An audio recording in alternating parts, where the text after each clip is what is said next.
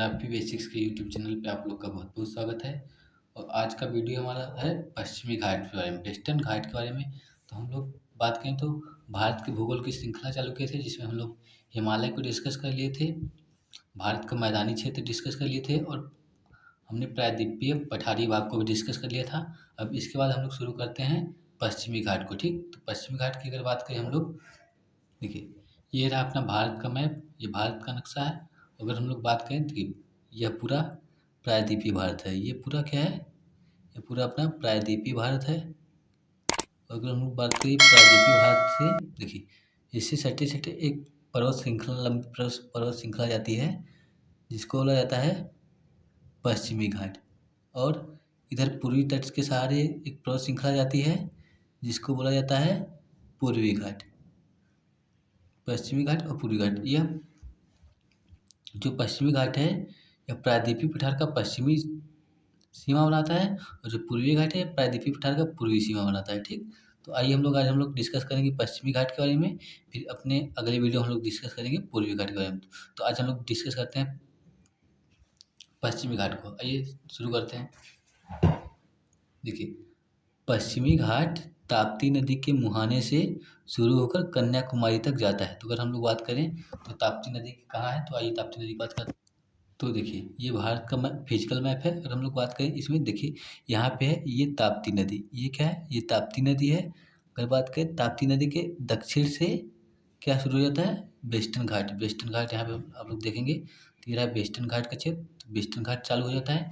अगर हम लोग ताप्ती नदी के ऊपर देखें तो यहाँ पे सतपुड़ा पर्वत श्रृंखला है, क्या सतपुड़ा पर्वत श्रृंखला, और उसके बाद आता है, उसके उत्तर में आता है नर्मदा नदी, नर्मदा नदी। ठीक, तो नर्मदा नदी और सतपुड़ा ये वेस्टर्न घाट का पार्ट नहीं है। वेस्टर्न घाट का स्रोत कहाँ होता है, ताप्ती नदी के दक्षिण से। तो अगर हम लोग बात करें, देखिए वेस्टर्न घाट में क्या आता है, ये पूरा वेस्टर्न घाट है। इसमें देखिए सतमाला हिल्स आती हैं, अजंता की पहाड़ियाँ, ये भी देखिए ये सब ताप्ती नदी के दक्षिण में, तो ये भी आती है। और यहाँ पर देखिए हरिश्चंद्र पहाड़ियाँ हैं, हरिश्चंद्र पहाड़ियाँ, ये भी पश्चिमी घाट का भाग है। और यहाँ पे बालाघाट रेंज, बालाघाट रेंज, ये चारों महाराष्ट्र में है और ये सब वेस्टर्न घाट के ही अंतर्गत आती हैं। अगर हम लोग बात करें वेस्टर्न घाट यहाँ शुरू होता है, ये गुजरात से, गुजरात से शुरू होकर ये देखिए ऐसे जाते हुए ये यहाँ तिरुवनंतपुरम तमिलनाडु तक फैला हुआ है यहाँ तक। ठीक, तो आइए इसको देखते हैं। तो ये रहा वेस्टर्न घाट। वेस्टर्न घाट कौन सी, देखिए सतमाला हिल्स, अजंता हिल्स, बालाघाट और हरिश्चंद्र हिल्स, ये सब किसके, वेस्टर्न घाट के ही पार्ट हैं। ठीक, तो आइए अब डिस्कस करते हैं। आगे देखिए पश्चिमी घाट ताप्ती नदी के मुहाने से लेकर कन्याकुमारी, कन्याकुमारी तक फैला हुआ है। अगर हम लोग बात करें, देखिए पश्चिमी तट के समांतर, ये है अपना ये अपना प्रायद्वीपीय भारत है। इधर क्या है, बे ऑफ बंगाल, इधर कहाँ है, इधर बे ऑफ बंगाल है। और इधर बात करें क्या है, ये अरब सागर है, क्या है, अरब सागर। तो अरब सागर भारत के पश्चिमी क्षेत्र पे है। ठीक, तो देखिए ये क्या है, पश्चिमी तट है, और पश्चिमी तट के सहारे ही ये क्या है, वेस्टर्न घाट, पश्चिमी घाट ही पश्चिमी तट के सहारे ही। अगर हम लोग बात करें, देखिए यहाँ पे गुजरात से शुरू होता है और यहाँ कन्याकुमारी, ये तमिलनाडु में कन्याकुमारी है, कन्याकुमारी तक यह जाता है। ठीक है, अब अगर हम लोग बात करें तो पश्चिमी तट के समांतर उत्तर से दक्षिण, देखिए ये है अपना पश्चिमी तट, और पश्चिमी तट के समांतर ये उत्तर से, ये उत्तरी क्षेत्र है, उत्तर से दक्षिण की दिशा में फैला हुआ है। ठीक, उत्तर से दक्षिण की दिशा में फैला हुआ है। तो देखिए उत्तर से दक्षिण की दिशा में फैला हुआ है। अगर हम इसकी लंबाई की बात करें तो इसकी लंबाई कितना है, इसकी लंबाई 1600 किलोमीटर है, 1600 किलोमीटर। अगर 1600 किलोमीटर, तो अब देखिए हम बात करते हैं, यह हिमालय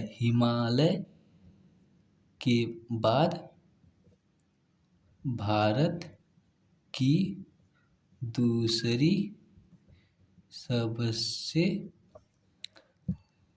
लंबी पर्वत श्रृंखला है। मतलब ये हिमालय के बाद भारत की दूसरी सबसे लंबी पर्वत श्रृंखला है। हिमालय की लंबाई कितनी थी, हिमालय की लंबाई लगभग 2500 किलोमीटर थी, 2500 किलोमीटर। और इसकी लंबाई कितना है, इसकी लंबाई है 1600 किलोमीटर।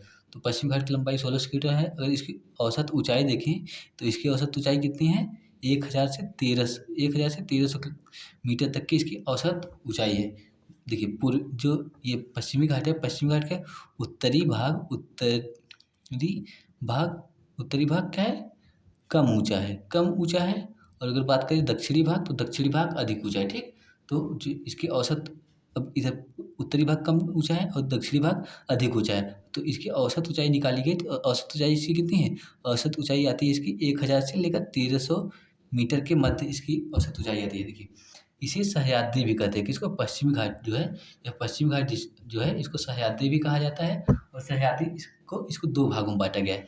एक होता है एक पहली होती है उत्तरी उत्तरी सह्याद्री, एक उत्तरी सह्याद्री, और एक होता है दूसरा क्या होता है? दक्षिणी सह्याद्री। और उत्तरी सह्याद्री दक्षिणी सह्याद्री को बांटता क्या है? देखिए, यहाँ पे है, यहाँ पे अपना क्या है? गोवा। यहाँ पे क्या है? गोवा स्थित है। और गोवा से ही क्या जाती है? 16 डिग्री उत्तरी अक्षांश, 16 डिग्री नॉर्थ लेटीट्यूड जाती है। यही देखिए, अब जो ये 16 डिग्री नॉर्थ लेटीट्यूड है, इसके जो उत्तरी भाग है इसको उत्तरी सह्याद्री बोला जाता है। इसका जो दक्षिणी, इसके बाद जो दक्षिणी क्षेत्र है, इसमें पाई जाने वाले पश्चिमी घाट को दक्षिणी सह्याद्री बोला जाता है। ठीक, तो आपको ये याद करना है, जो 16 डिग्री है, 16 डिग्री नॉर्थ लेटीट्यूड, यही पश्चिमी भाग को दो भागों में बांटती है, जिसके उत्तरी भाग को उत्तरी सह्याद्री और दक्षिणी भाग को दक्षिणी सह्याद्री बोला जाता है। ठीक, तो यहाँ पे देखिए हमने लिखा है 16 डिग्री उत्तरी अक्षांश है, जो कि सह्याद्री को दो भागों में बांटती है। अगर हम लोग बात करें जो पश्चिमी घाट है, यह कितने राज्यों में विस्तृत है? तो ये भारत के 6 राज्यों में विस्तृत है। 6 राज्यों में ये सह्याद्री विस्तृत है। अगर हम लोग बात करें, देखिए पहला नंबर पे है गुजरात, सबसे उत्तरी क्षेत्र में। यहाँ पे देखिए, ये गुजरात का क्षेत्र है। ये पूरा क्या है? ये पूरा गुजरात का क्षेत्र है। और दूसरे नंबर पे क्या है? दूसरे नंबर पे है महाराष्ट्र, उसके बाद गोवा, उसके बाद कर्नाटका, उसके बाद केरल, उसके बाद तमिलनाडु। ठीक, तो कितने? गुजरात, महाराष्ट्र, गोवा, कर्नाटक, केरल और तमिलनाडु।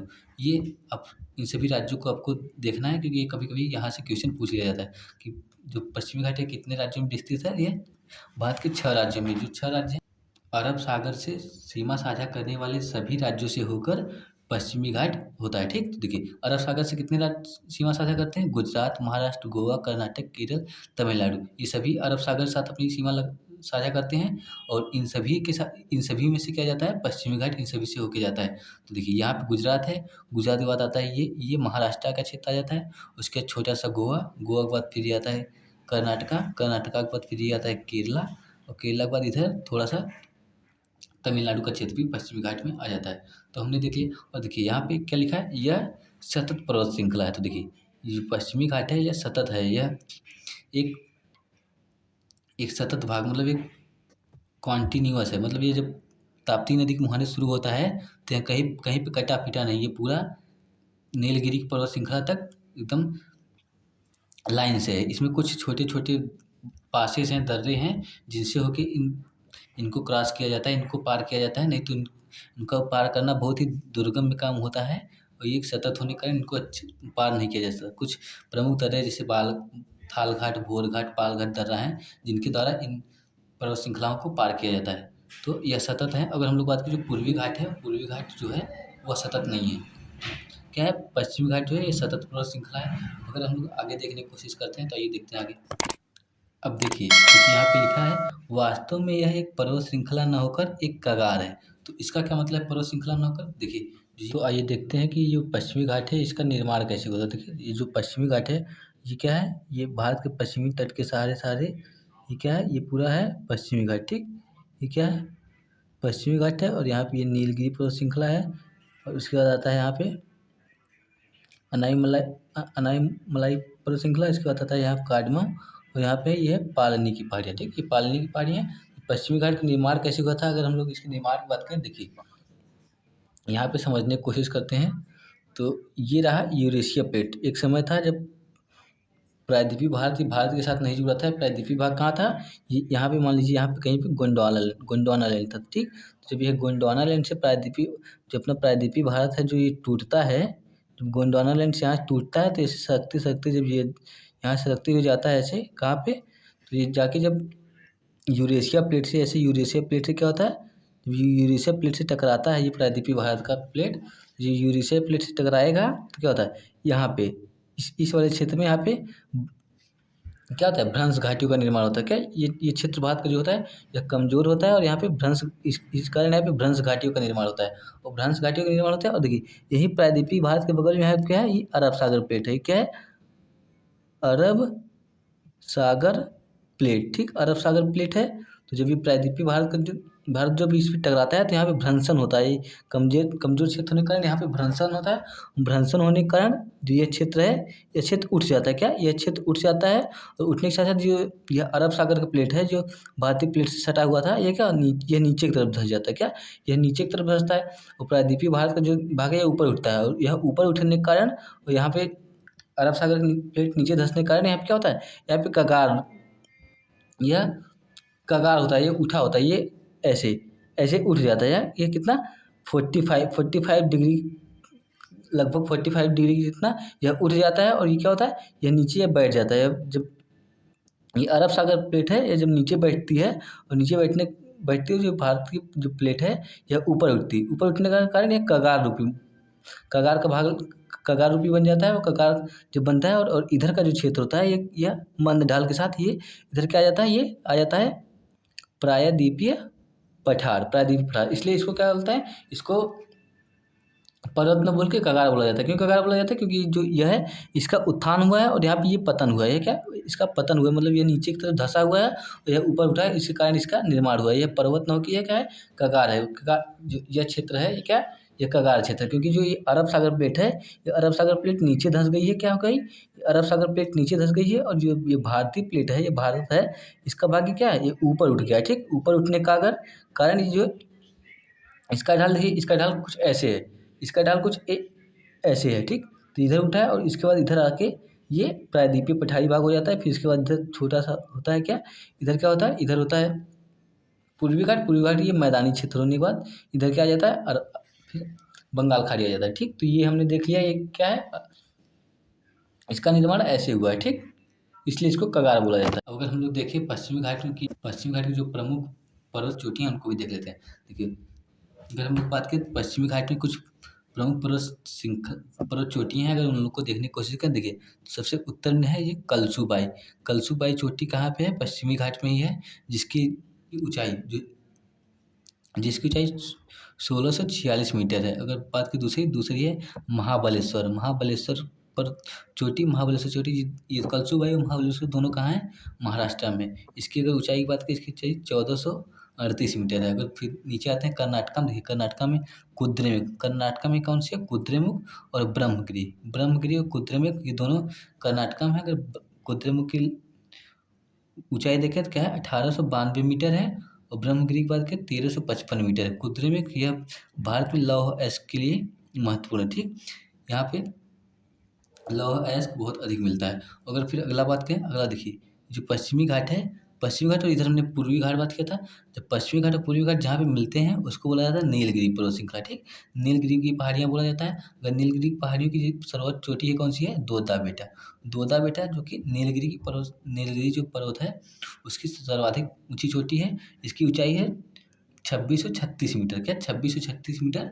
नीलगिरी पर्वत श्रृंखला की सबसे ऊंची चोटी कौन सी, दोदा बेटा। ये याद रखिए, ये अक्सर क्वेश्चन पूछा जाता है, दोदा बेटा कि नीलगिरी पर्वत श्रृंखला की सबसे ऊंची चोटी कौन सी है, तो दोदा बेटा है, जिसकी ऊंचाई 2636 मीटर है। फिर अगर बात करें तो देखिए, ये जो पश्चिमी घाट है, जब ये दक्षिणी भाग में आता है नीलगिरी के बाद, यह खंडित रूप में दो तीन खंडों में विभक्त हो जाता है। जो नीलगिरी के एकदम पास है, इसको बोला जाता है अन्नामलाई की पर्वत श्रृंखला है। ठीक, अन्नामलाई है। फिर अन्नामलाई के बाद फिर आती है कौन सी, कार्डमम पहाड़ियाँ, जिसको इलायची पहाड़ी बोला जाता है या कार्डमम पहाड़ियाँ बोला जाता है। तो देखिए, जो नल्लामलाई पर्वत श्रृंखला है, इसकी सबसे ऊंची चोटी क्या है, अनाईमुडी इसकी सर्वाधिक ऊंची चोटी है, जिसकी ऊंचाई 2695 मीटर है। यह अनाईमुडी जो है, अन्नामलाई पर्वत श्रृंखला के साथ साथ दक्षिण भारत की सर्वोच्च चोटी है। क्या दक्षिणी भारत की सर्वोच्च चोटी क्या, अन्नामलाई, जिसकी ऊंचाई 2695 मीटर है। उसके बाद आता है क्या, कार्डमम की सर्वोच्च चोटी कौन सी है, अगस्ता मलाई कार्डमम की पहाड़ियों की सबसे ऊंची चोटी है, जिसकी ऊंचाई कितनी है, 1866 मीटर। कितना, 1866 मीटर, जो कि कार्डमम की पहाड़ियों पे स्थित है। तो ये देखिए, पश्चिमी घाट की कुछ प्रमुख पर्वत चोटियाँ थी, जिसमें कलसूबाई, महाबलेश्वर, कुद्रेमुख, ब्रह्मगिरी, दोदा बेटा, अनाईमुडी, अगस्त्यामलाई हो गई। ये आगे बढ़ते हैं, आगे पेज देखते हैं कुछ और अन्य बातें। देखिए, अगर हम लोग बात करें, जो पश्चिमी घाट है, पश्चिमी घाट का जो पश्चिमी ढाल है, यह तीव्र है। अभी हमने पीछे देखा, जो पश्चिमी घाट का जो पश्चिमी ढाल है, वो तीव्र है, तथा पूर्वी ढाल है या सीढ़ीनुमा तथा मंद है। ठीक, अगर हम लोग बात करें, देखिए ये जो पश्चिमी घाट का जो पश्चिमी ढाल है, अगर इसके तीव्र होने के कारण जो कि यहाँ पे तीव्र है, इसलिए यहाँ पे जो निकलने वाली नदियाँ हैं, यह देखिए ये नदियाँ हैं। हम लोग देखते हैं, ये देखिए ये है पश्चिमी घाट। अगर पश्चिमी घाट बात करें तो ये जो पश्चिमी घाट जो ये पूर्वी ढाल है, यह पूर्वी ढाल क्या है, यह है मंद है। और अगर बात करें जो पश्चिमी ढाल है, ये क्या पश्चिमी ढाल क्या है, यह तीव्र है। अगर हम बात करें ये तीव्र है, यही कारण है कि जो यहाँ से पश्चिम घाट जो नदियाँ निकलती हैं, अगर इधर बात करें तो इधर कम डिस्टेंस ट्रेवल करती है, मतलब इनका डिस्टेंस क्या है, दूरी कम है। और गिरती कहाँ से, ऊंचाई से गिरती है। ठीक, ऊंचाई से गिरती हैं और कम दूरी तय करती हैं, तो इसलिए जब कम दूरी तय करेंगी तो इसमें क्या होगा, अवसाद क्या होगा, अवसाद कम होगा। और अवसाद अगर कम होगा तो ये नदियों की, ये समुद्र में जब मिलेंगी तो ये डेल्टा का निर्माण नहीं करेंगी, क्योंकि अवसाद रहेगा ही नहीं। तो अगर डेल्टा का निर्माण नहीं करेंगी, क्या करेंगी, ये करेंगी एस्च्यूरी का निर्माण करती हैं। और देखिए इधर की जो नदियाँ हैं, इनकी लंबाई भी कम होगी, लंबाई में छोटी होंगी। और एस्च्यूरी का निर्माण इन्होंने ये क्यों करती हैं, क्योंकि एस्च्यूरी का निर्माण इसलिए करती हैं क्योंकि इनमें अवसाद कम होता है। ठीक, तो अवसाद कम होता है। और देखिए जो ये जो पश्चिमी तट है, यहाँ पे देखिए यहाँ पे जो अरब सागर पेड़ती है नीचे चली गई है, इसलिए यहाँ पे अधिक क्या है, ये अधिक गहरा है। जो ये है, यहाँ का क्षेत्र छिछला होने का अधिक गहरा है, इसलिए यहाँ पे प्राकृतिक बंदरगाह बनाने के लिए सुगम है। इसलिए प्राकृतिक बंदरगाह यहाँ पे अधिक पाए जाते हैं, पूर्वी घाट की अपेक्षा अधिक पाए जाते हैं। ये प्राकृतिक बंदरगाहों के लिए यह सुगम स्थान है। अगर वही बात करें, जो इसका जो पूर्वी ढाल है, पश्चिमी घाट का जो पूर्वी ढाल है, यह मंद है, इसलिए यहाँ से जो नदियाँ निकलती हैं, ये धीरे-धीरे जाती हैं और जो पूर्व की तरफ बढ़ती हैं। और पूर्व की तरफ ये क्या है, प्रायद्वीपीय पठारी भाग है, और पठारी भाग से यहाँ से जाते हुए इधर से आके बंगाल की खाड़ी में गिरती है। ठीक, बंगाल खाड़ी में गिरने से पहले ये देखिए कितना दूरी ट्रैवल करती हैं, अधिक दूरी ट्रैवल करती है, इसलिए इनमें अधिक अवसाद होता है। ठीक, तो ये जो नदियाँ लंबी होती हैं, लंबी होने के कारण ये अधिक कटाव-छटाव करने के बाद इनमें अवसाद अधिक होता है, इसलिए जब ये बंगाल खाड़ी में गिरती हैं, तो यहाँ पे क्या करती हैं, यहाँ पे डेल्टा का निर्माण करती हैं। ठीक, आस-पास जो है डेल्टा का निर्माण करती हैं, इसलिए इधर की जो नदियाँ हैं, वो डेल्टा का निर्माण करती हैं। क्यों डेल्टा का निर्माण करती हैं, क्योंकि यह अधिक दूरी ट्रैवल करती है, और अधिक दूरी ट्रैवल करने में अधिक काट-छाँट करके अधिक अवसाद जमा कर लेती हैं। ठीक, और जो पश्चिमी तटीय नदियाँ हैं, ये जो अरब सागर में मिलती हैं, ये अधिक दूरी तय नहीं कर पाती, इसलिए इसमें अवसाद कम होता है। और देखिए ये इनका ढाल मंद होने के कारण, ये मंद ढाल होके धीरे-धीरे विसर्पाकार में बहती हैं। और इधर ढाल अधिक तेज होने पर इनमें बहाव अधिक रहता है, इसलिए जो थोड़ा बहुत अवसाद रहता भी है, तो उनको ये लोग समुद्र में आगे फेंक देती थी, इनको जमा नहीं करती हैं, क्योंकि इनका वेग अधिक तेज रहता है। तो ये हमने देख लिया नदियों के बारे में। अब हम लोग बात करते हैं पश्चिमी घाट के अन्य जो बिंदु हैं, उनको देखने की कोशिश करते हैं। देखिए अब हम लोग देखते हैं, तो भारतीय प्रायद्वीप के लिए यह जल विभाजक का कार्य करती है। क्यों, जो पश्चिमी घाट है, ये प्रायद्वीपीय भाग के लिए जल विभाजक का कार्य कैसे करता है। देखिए यह जो पश्चिमी घाट है, यहाँ से जो नदियाँ निकलती हैं, देखिए कुछ नदियाँ ये पश्चिम की तरफ जाती हैं, अरब सागर में गिरती हैं, और कुछ नदियाँ पूर्व की तरफ जाके बे ऑफ बंगाल में गिरती हैं। इसलिए देखिए इधर से निकलती है, जैसे गोदावरी, कृष्णा, कावेरी नदियाँ हो गई, ये सब इधर निकली हैं। और अगर इधर की बात करें, तो इधर देखिए क्या है, नर्मदा, ताप्ती नदी हो गई, साबरमती यहाँ पे साबरमती हो गई, मांडवी नदी हो गई, जुआरी नदी हो गई, और यहाँ पे पेरियार नदी हो गई, भरतपुजा नदियाँ, ये सब जो पश्चिमी घाट से निकल के कहाँ पे गिरती हैं, अरब सागर में। तो अरब सागर तो कुछ जो पश्चिमी घाट है, यहाँ से कुछ नदियाँ अरब सागर में गिरती हैं, कुछ बंगाल खाड़ी में गिरती हैं। इसलिए जो ये पश्चिमी घाट है, इसको बोला जाता है प्रायद्वीपीय भारत का प्रमुख जल विभाजक क्यों कहा जाता है, क्योंकि यहीं से नदियाँ दो तरफ, एक कुछ पूर्व की तरफ चली जाती हैं, कुछ पश्चिम की तरफ बह जाती हैं, इसलिए इसको प्रमुख जल विभाजक का दर्जा दिया जाता है। अगर हम लोग बात करें, देखिए पश्चिम की तरफ बहने वाली प्रमुख कुछ नदियाँ देख लेते हैं, और पूर्व की तरफ बहने वाली कुछ नदियाँ देखिए। जो प्रमुख जल विभाजक का क्यों करता है, क्योंकि कुछ नदियाँ पश्चिम की तरफ बहती हैं। देखिए जो पश्चिम की तरफ बहती नदियाँ, उसमें मांडवी नदी, जवारी नदी, शरावती नदी, पेरियार नदी, भरतपुजा आदि नदियाँ क्या हैं, जो पश्चिम की तरफ बहती हैं। अगर पूर्व की तरफ देखें, तो गोदावरी हो गई, कृष्णा, कावेरी जो आदि नदियाँ हैं, किधर रहती हैं, ये पूर्व की तरफ बहती हैं। ठीक, और अगर हम लोग बात करें, देखिए पश्चिमी घाट और पूर्वी घाट, जो पश्चिमी घाट है और पूर्वी घाट के मिलन स्थल को क्या बोला जाता है? नीलगिरी। नीलगिरी पर्वत श्रृंखला को बोला नीलगिरी पर्वत श्रृंखला बोला जाता है। ठीक, अगर हम लोग देखें मैप में तो ये देखिए, ये है भारत का मैप। अगर हम लोग बात करें तो ये यह क्षेत्र क्या है? ये वेस्टर्न घाट है। ठीक, ये वेस्टर्न घाट है। और इधर देखेंगे पूर्वी तटीय क्षेत्र में यहाँ क्या है? ये ईस्टर्न घाट है। ये कटा छटा है। कटा छटा क्यों है? इसको हम लोग जब ईस्टर्न घाट पढ़ने लगेंगे तब इसमें डिस्कस करेंगे। देखिए, जो ईस्टर्न घाट है यहाँ से आता है और इधर वेस्टर्न घाट आता है। अब ये दोनों जो मिलती हैं जहाँ पे, तो यहाँ पे क्या है? नीलगिरी। देखिए, ये नीलगिरी हिल्स आपको दिख रहा होगा, तो यहाँ पे नीलगिरी हिल्स है। अगर बात करें नीलगिरी हिल्स की सर्वाधिक ऊँची चोटी कौन सी है? दोदा बेटा। हमने अभी देखा था दोदा बेटा है, जिसकी ऊँचाई 26 से 36 मीटर है। ठीक, तो ये नीलगिरी पर्वत श्रृंखला यह घाट के रूप में। घाट क्यों है? क्योंकि इधर से पश्चिमी घाट आता है, इधर पूर्वी घाट आके मिलता है, तो ये घाट के रूप में दिखता है। ठीक, तो पश्चिमी घाट और पूर्वी घाट के मिलन स्थल पर नीलगिरी की पहाड़ियाँ हैं। जिस नीलगिरी की सर्वोच्च चोटी कौन सी है? देखिए, दोदा बेटा हमने कहा ना, 26 कहीं 26 से 36 मिलेगा, कभी कहीं 26 से 37 मिलेगा। तो इसकी ऊंचाई क्या है? 26 से 37 मीटर, 26 से 36 मीटर है। नीलगिरी पर्वत श्रृंखला की सर्वोच्च चोटी है दोदा बेटा। अगर बात करें नीलगिरी के दक्षिण में, नीलगिरी के दक्षिण में अन्नामलाई पहाड़ियाँ स्थित है। क्या? अन्नामलाई पहाड़ियाँ नीलगिरी के दक्षिण में स्थित है। अगर हम लोग इसको देखें, देखिए यहाँ पे ये क्या है? ये है नीलगिरी। अगर नीलगिरी के दक्षिण में देखेंगे तो ये क्या है? अन्नामलाई पर्वत श्रृंखला है। क्या? अन्नामलाई हिल्स है। अन्नामलाई हिल्स की बात करें, देखिए इसकी सर्वोच्च चोटी क्या है? अनाईमुड़ी। अनाईमुड़ी जिसकी ऊंचाई 2695 मीटर है। क्या? 2695 मीटर है अनाईमुड़ी। अनाईमुड़ी जो नीलगिरी के कहाँ? नीलगिरी के दक्षिण में स्थित है। ये नीलगिरी के दक्षिण क्या है? अनाईमुड़ी। अनाईमुड़ी जिसकी सर्वोच्च चोटी अनाईमलाई पहाड़ियाँ हैं, जिसकी सर्वोच्च चोटी है अनाईमुड़ी, जिसकी ऊंचाई कितना है? 2695 मीटर। अगर हम लोग बात करें अनाईमलाई की बात करें, देखेंगे कार्डमम हिल्स। कार्डमम हिल्स है। कार्डमम हिल्स क्या? अनाईमलाई के दक्षिण में। तो अगर हम लोग अरेंज करें इनको उत्तर से दक्षिण, तो उत्तर से दक्षिण देखिए, पहला है नीलगिरी, दूसरा अनाईमलाई और तीसरा है कार्डमम की पहाड़ियाँ। ठीक, तो इनको हम लोग सीक्वेंस देख लेते हैं, नीलगिरी, अनाईमलाई और कार्डमम की पहाड़ियाँ। तो हम लोग बात करें, देखिए नीलगिरी के दक्षिण में अनाईमलाई की पहाड़ियाँ, जिसकी सर्वोच्च चोटी अनाईमुड़ी है 2695 मीटर की। और अनाईमलाई की बात कौन सी है?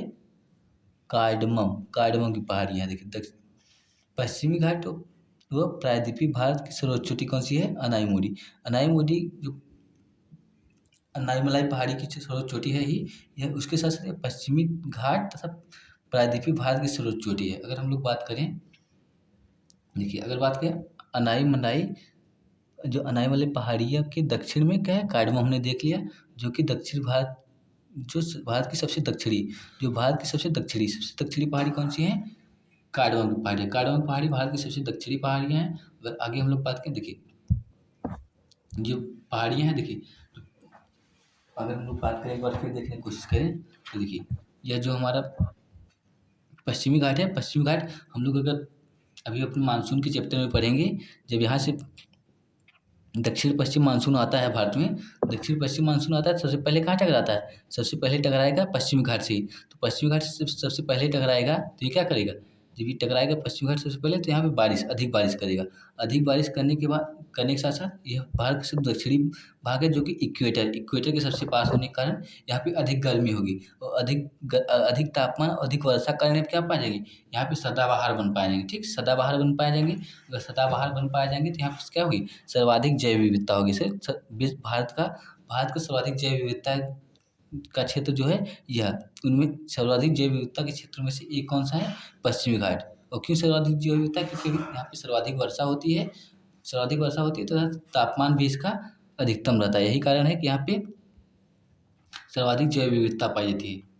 अगर हम लोग बात करें, देखिए यहाँ पे क्या है ना, जो पश्चिमी घाट है, देखिए पश्चिमी घाट विश्व के सर्वाधिक जैव विविधता संपन्न स्थानों में से एक है। इसीलिए इसको 2012 में विश्व धरोहर, जो यूनेस्को का विश्व धरोहर होता है, उसकी सूची में शामिल किया गया। कब? 2012 में इसको यूनेस्को को विश्व धरोहर स्थलों में शामिल कर लिया गया। किसको? पश्चिमी घाट को। अगर हम लोग पश्चिमी घाट बात करें, अभी हम लोग पश्चिमी घाट देखें, तो पश्चिमी घाट में कुछ दर्रे थे। हमने बताया ना, जो पश्चिमी घाट है यह बहुत सतत है, और बहुत सतत होने के कारण इसमें अनेक दर्रे हैं, जिनके कारण के द्वारा इनको पार किया जाता है।